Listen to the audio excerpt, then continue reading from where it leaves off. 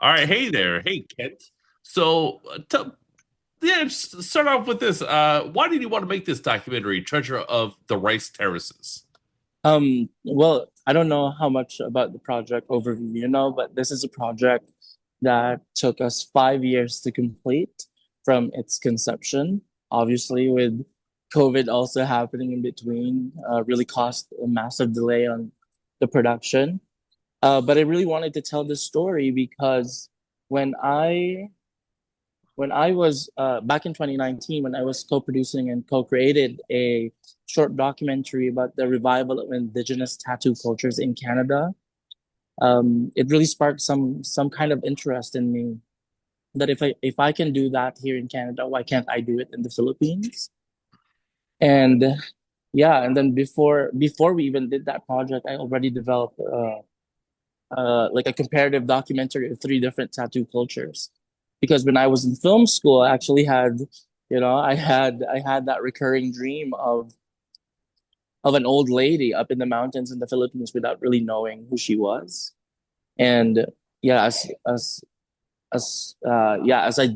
I dug further and further about the tattoo practices and the tattoo culture in the Philippines, that's when I confirmed that she's a real person, and I really took my time with it. There were different iterations of what the film could be, and I think it's it's awesome that where it's at right now, that's the version of the film that I really wanted to make because it's not only about her, but it's also about my journey, and hopefully my journey will inspire people, to do the same, not only for Filipinos but also everyone who's going to be watching to find a way to reconnect with their roots and strengthen their cultural identities.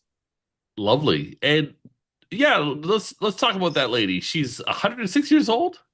108 now. Oh my goodness. Yeah. What does she eat? How is this possible?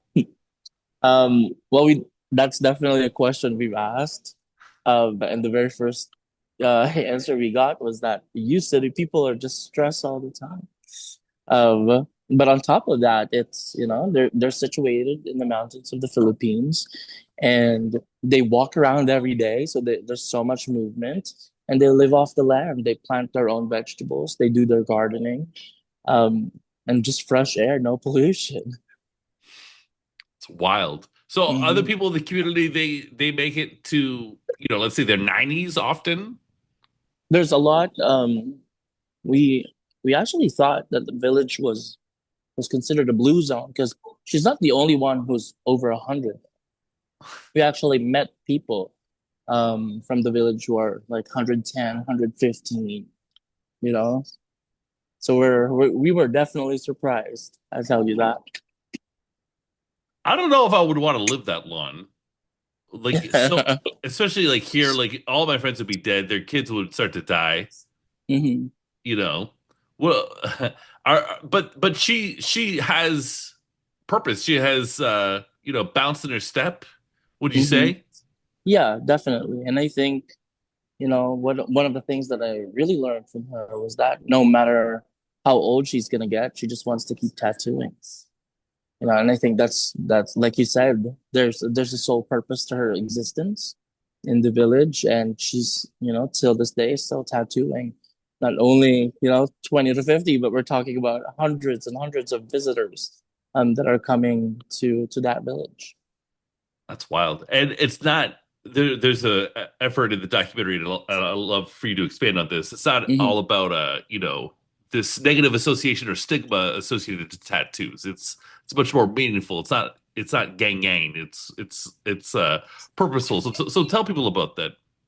Yeah, so in the Philippines, well, me when I was born and raised in the Philippines, so I grew up just having so much stigma around tattoos in our household. That's like really frowned upon, and yeah, and finding out through this film that tattoos are actually ingrained in our culture pre-colonial time, gave me so much more confidence to not only dive into the art form but also understand the meanings behind them and why people get them.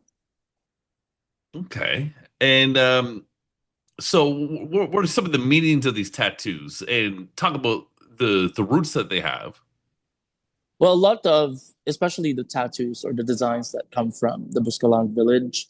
A lot of these tattoos are, in terms of designs, are inspired by what's around them. So there's mountains, there's rice bundles, there's night and day, there's snake skin, centipede, um, and these are designs. Some of these designs were adapted, so that a lot of tourists who are coming to the village can get these tattoos.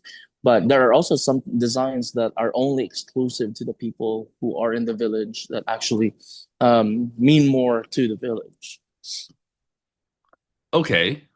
Um, so what? How does it feel to embark on like a journey that goes on for all these years and then it's over? Do you kind of miss it? I think the part of it is definitely easily missable. Going up to the mountain and then just living life disconnected from the rest of the world was the biggest thing that I think I will miss. Um, but I'm also a firm believer that when a certain thing comes to an end, new things come to fruition and its beginnings. And same goes with this project. I mean, I'm really excited to just showcase this film, all the hard work that we've put in as a team. And hopefully, this film could trigger whatever my next project will be. Oh, okay. So you haven't figured that out yet? I have figured it out, but I could be developing 5 to 10 things at the same time, but they're all in a race against each other. So Good stuff. And would you take a big journey again? Would you have would you like to have like a smaller filmography stretched out over multiple decades? This one, I think where my priorities at after this, is really taking time off documentaries. I'm gonna focus my energy a little bit more on fiction, which is my first love. I used to produce fiction films first before I became a director. And I'm hoping to do the same now as a director, where I could take on the director's chair and tell fiction stories that people still haven't seen. Oh, okay. That's interesting. And who are some of your favorite Filipino narrative filmmakers? um, oh, that's tough. I think in the most recent years, I'll name three. So one would be Love Diaz, whose film Magellan is the official entry of the Philippines for this year's Oscars for the international category. Antoinette Hadaone is also a rising voice in the Philippines who knows how to do it. Both with strength in the message of the films that she makes, and also just capturing the hearts of the Filipino people. And lastly is Eric Mati, who's really inspiring my work in the fiction space. It's all about his boldness of his narratives and the unapologetic approach to telling social justice films. All right. And has that always been kind of your inclination is to do films about social justice or like in this case it's like more like anthropological, I guess, or well, how do you talk about your like key interests cinematically? Yeah, I think thematically, it's the way I put it to people is that I'm going to be making films that bridge Philippines and Canada through the stories I tell, regardless of its genre. Like I consider myself a genre agnostic.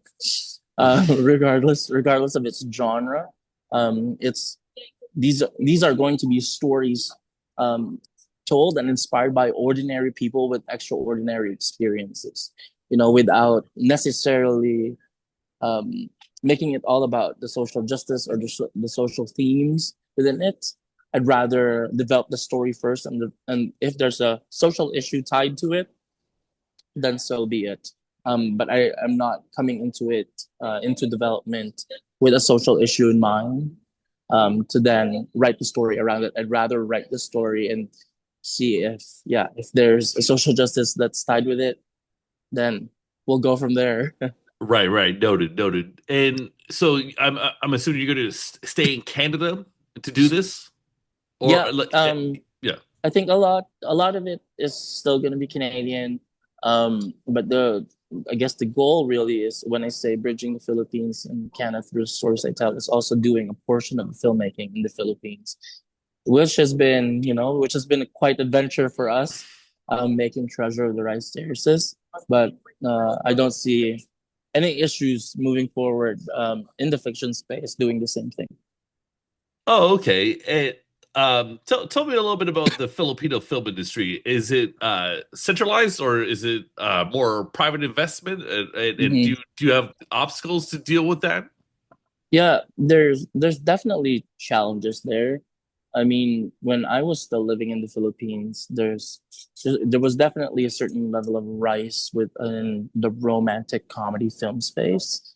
But I think now more than ever, I've seen, more and more indie films that are coming out of the Philippines that's competing in the global stage. I mean, even in the short film space, a film that just received the honorable mention in TIFF this year in Toronto was a Filipino film called Agapito. Okay. All of Love Diaz's screenings for Magellan, the official entry for the Oscars, that also played in Toronto, are all sold out.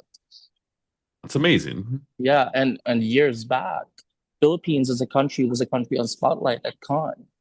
So there is a sense of appetite for Filipino content out there, and in Philippines, sometimes people think it's a small country, but at the end of the day, it's composed of 7,107 islands.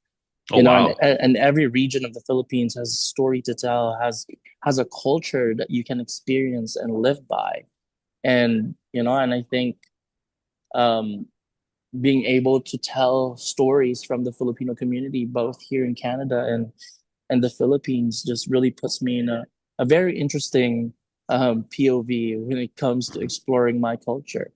Because on top of Filipino culture and stories, I'm also experiencing the Filipino culture and stories in the eyes of first generation, second generation, third generation Canadians, Filipino Canadians. So, Nice. so if I can be that vessel to tell, these, untold stories, then maybe that's where my purpose is just going to keep growing. Nice. Yeah, there was you mentioned Tiff. There was a lady I interviewed a few years ago. She had a Midnight Madness movie, and she's from Hmm. the Philippines. That you're probably talking about Martika, who Yeah, did right. Leonora Will Never Die. That's right. That's right. Lots Yeah, of fun. Lots of she's fun. awesome. She's awesome. So you're a tight knit community. You all know each other and support each other, I'm sure. Yeah, we all know each other, which is awesome. Shout out to the efforts of the Film Development Council of the Philippines, is always making sure that they have presence in a lot of the conferences and film festivals here in Canada, and also just like really, really putting in the work to connect to Filipino Canadians and Filipino filmmakers outside of the Philippines. Okay. Okay. And so who's the leader of the Philippines? Something Marcos? The president, you mean? Yeah, Yeah, that's Ferdinand Marcos Jr. right. And then it was Duterte before, correct? Yeah. And so would you say is there like a right like leaning like shift going on, or is this like tell me a little bit about the scenario I going think, on there? what? I really don't like commenting anything politics related in the Philippines. Is just iffy. Because my family's still in the Philippines, and if I say something that's, Sure, sure, sure, sure. in the negative, on the negative side of it, they could literally use my family as leverage against me. But to answer your question, I think it's not about the president who's running the country. It's about the chairman who's running the Film Development Council of the Philippines, and in this case, that's Direct Joey Reyes, who's really championing Filipino stories within and outside of the Philippines. And because he's a filmmaker himself, he understands the needs of the industry and the filmmakers. And yeah, and that's why he gets to, put filmmakers, together, both in the Philippines and Canada, to have these active conversations and see where the industry could use a little bit more of development or pushing, and And yeah, and we've been seeing and we're seeing this for the past couple of years. Okay, that's great. Just because sometimes I don't want you to comment on any like figure that's not the point of this interview, but sometimes with like right-leaning governments, like the arts aren't like they get like kind of like beat up on first, but that's not Yeah, the scenario. That's great. yeah, and also like especially for Philippines. Philippines is such a creative country. So Mhm. regardless of who's in power, there's already a force behind the arts in the Philippines. Because Philippines, it's not only an entertainment hub, it's a hub for singers, dancer, like lots of filmmakers, writers. Like we have Pulitzer Award winning, Pulitzer Prize winners in the Philippines. And and these are some of the things that people don't know about the country because they always associate Philippines to, either caregivers or nannies or tourist destinations, Mm. but as a country we have so much more to offer. And Treasure of the Rice Terraces, just to take it, to bring it back to that, is a perfect example of one of the untapped stories in the Philippines that's not really available to the public, especially the mainstream media.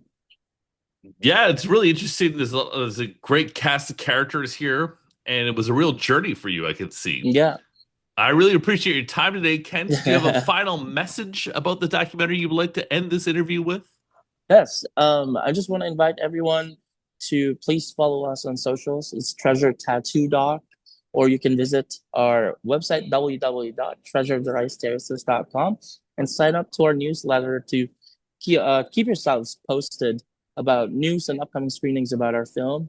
This is a film that's made for the community, by the community, not only for my team, but also for everyone who's involved, in front and behind the camera. This is a film that's made with so much care, love, and authenticity. And I'm just excited. I'm excited to share this film to the world, and hopefully, you find yourselves in my shoes, and also take on the quest to get to know your culture more and more. Lovely. Well, thank you so much for your time. Thank you so much, Michael, for having me.